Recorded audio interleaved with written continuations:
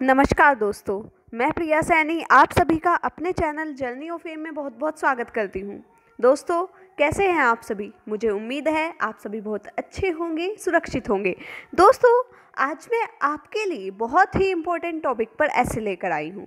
जैसे कि बहुत सारे बच्चों ने कमेंट किया था कि मैम हमें इस टॉपिक पर ऐसे चाहिए, तो उसी को देखते हुए मैं इस टॉपिक पर ऐसे लेकर आई हूँ। अभी हाल ही में जो उत्तर प्रदेश है हमारा, वहाँ पर इस पर ऐसे कंपटीशन होने जा रहा है। तो उसमें हमारे स्वतंत्रता संग्राम सेनानी की वीर गाथा पर निबंध रखा गया है, जिस पर बच्चों को अलग अलग तरह से निबंध पेश करने होंगे। मैंने इसी पर अपने पॉइंट ऑफ व्यू से एक ऐसे लिखा है। अगर दोस्तों आपको ऐसे पसंद आता है तो प्लीज़ चैनल को लाइक, शेयर और सब्सक्राइब करना ना भूलें। ज़्यादा से ज़्यादा अपने दोस्तों को शेयर करें। सिर्फ मुझे दोस्तों आपका इतना ही सपोर्ट चाहिए। अगर आप मुझे सपोर्ट करेंगे तो मैं आपके लिए कुछ बेहतर लेकर आऊँगी। और आप देख सकते हैं कि मेरे चैनल पर अपलोडेड सभी जो ऐसे होते हैं, पोएम होते हैं, वो आपके भविष्य में बहुत ज़्यादा यूज़फुल होते हैं। कहीं ना कहीं वो आपके यूज़ आते ही हैं।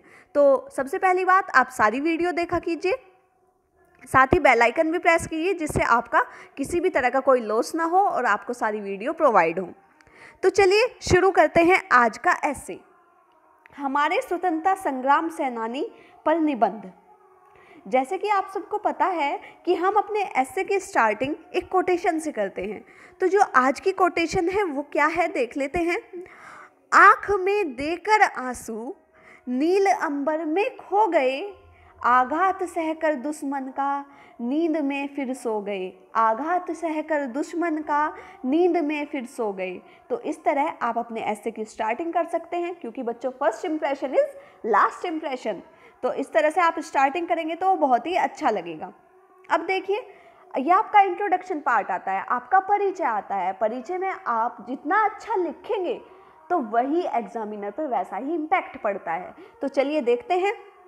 स्वतंत्रता का नाम लेते ही मेरे हृदय में यह गीत उजागर होता है कि ऐ मेरे वतन के लोगों, ज़रा आँख में भर लो पानी, जो शहीद हुए हैं उनकी ज़रा याद करो कुर्बानी, ज़रा याद करो कुर्बानी। यह गीत स्वतंत्रता के प्रति संघर्ष को हमें याद दिलाने में अपना महत्वपूर्ण योगदान अदा करता है। स्वतंत्रता मनुष्य का जन्मसिद्ध अधिकार है, इसके बिना जीवन व्यर्थ है। पराधीन व्यक्ति मतलब जो दूसरों के अधीन होता है, पराधीन व्यक्ति न तो स्वतंत्र रह सकता है न ही सुखी रह सकता है, और अपनी इच्छाओं की पूर्ति करने में भी असमर्थ होता है।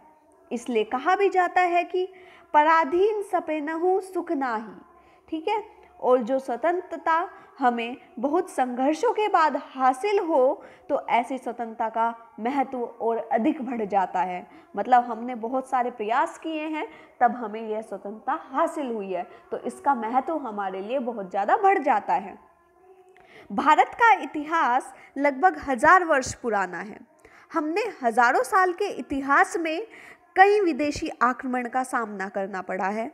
साथ ही 18वीं सदी में जब अंग्रेज़ों ने भारत के कुछ हिस्सों पर अपना शिकंजा कस लिया और हमें गुलामी का एहसास पहली बार हुआ, क्योंकि धीरे धीरे अंग्रेज़ों ने अपना पूरा शोषण कर हमारी सभ्यता व संस्कृति को आघात पहुंचाया। आघात का मतलब होता है बच्चों नुकसान पहुंचाया। और हमारी भारत माता इन जंजीरों की बेड़ियों में गुलामी से करहाने लगी, मतलब विलाप करने लगी, रोने लगी। तब जननी जन्मभूमिश्च स्वर्गादपि गरिष्यसि में विश्वास करने वाले स्वतंत्रता के दीवानों ने अंग्रेज़ों के खिलाफ आज़ादी के संघर्ष का बिगुल फूंक दिया। मतलब बिगुल फूंक दिया का मतलब उसे प्रारंभ कर दिया, आज़ादी पाने के लिए संघर्ष करने शुरू कर दिए। भारतीय स्वतंत्रता संग्राम भारत के इतिहास में सबसे महत्वपूर्ण प्रगति में से एक है। जैसे कि हम सभी परिचित हैं कि किस प्रकार ब्रिटिश ने देश पर अपना शिकंजा कसा और रेशम, चाय, कपास जैसी वस्तुओं का व्यापार हमारे देश से करना शुरू किया और देश को खोखला करते चले गए। इसी भयानक शासन ने आज़ादी पाने के लिए भारत बहुत कठिन दौर से गुजरा और अंग्रेज़ों के खिलाफ पहला आंदोलन वर्ष 1800 1957 में मंगल पांडे ने शुरू किया था, जो कि भारतीय सैनिक थे। इसी प्रकार समय समय पर कई आंदोलन हुए जिन्होंने भारत को स्वतंत्रता प्राप्त करने में मदद की, जैसे सविनय अवज्ञा आंदोलन, दांडी मार्च, भारत छोड़ो आंदोलन इत्यादि संघर्ष हुए। आगे देखिए, आज़ादी के इस संघर्ष के नायकों की संख्या अनगिनत है। इन सब के नामों का यहाँ उल्लेख करना संभव नहीं है क्योंकि ये उस समय बहुत ज़्यादा थे, तो किंतु सुभाष चंद्र बोस, चंद्रशेखर आज़ाद, भगत सिंह, खुदीराम बोस, महात्मा गांधी, जवाहरलाल नेहरू, लाल बहादुर शास्त्री, डॉक्टर राजेंद्र प्रसाद, जयशंकर नारायण, अबुल कलाम आज़ाद इत्यादि कुछ ऐसे स्वतंत्रता सेनानी थे जिनका नाम भारत के स्वतंत्रता संघर्ष में विशेष योगदान जाता है। एक लंबी गाथा के उपरांत 15 अगस्त 1947 को हमारा देश स्वतंत्र हुआ, जो एकता के सूत्र में उभरकर सामने आया। और कहा भी जाता है कि जो राष्ट्र संगठित होता है, मतलब संगठित का मतलब एकजुट होता है, यूनिटी में होता है, उसे न कोई तोड़ सकता है और न ही कोई बिगाड़ सकता है। अतः आज हम जिस आज़ादी की हवा में सांस ले रहे हैं, उसकी देन हमारे शहीद द्वारा ही संभव हो पाई है।